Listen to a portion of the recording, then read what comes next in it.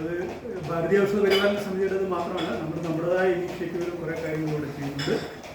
പ്രകൃതിയെയും മനുഷ്യരെയൊക്കെ സംരക്ഷിക്കാൻ വേണ്ടി നിങ്ങളെപ്പോലുള്ള കുറേ ആളുകൾ നിസ്തുലമായ യാതൊരു തരത്തിലുള്ള ലാഭേച്ഛയുമില്ലാതെ പ്രവർത്തിക്കുന്നു എന്നൊരു സന്ദേശം. ഇത് ഏറ്റവും വലിയ സന്തോഷം എന്താ വെച്ചാൽ ഇവിടെ വന്നിരിക്കുന്ന ക്രോസ് സെക്ഷനാണ്. സീനിയർ സിറ്റിസണായ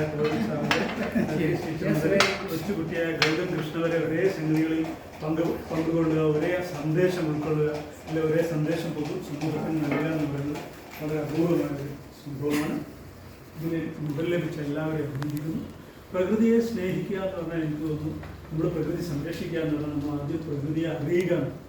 പ്രകൃതിയെ നമ്മൾ അടുത്തറിഞ്ഞു കഴിഞ്ഞാൽ നമുക്ക് പ്രകൃതിയെ ഒരിക്കലും എന്ത് ചെയ്യാൻ പറ്റില്ല, ഉപദ്രവിക്കാനോ പ്രകൃതിയെ നശിപ്പിക്കാനോ ഒന്നും പറ്റില്ല. പ്രകൃതിയെ ചൂഷണം ചെയ്ത് ജീവിക്കാനാണ് നമ്മൾ പറയുക.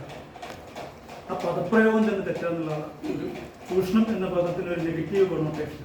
പ്രകൃതിയെ അറിഞ്ഞ് നമ്മൾ സാംശീകരിക്കുക, നമുക്ക് വേണ്ടത് മാത്രം.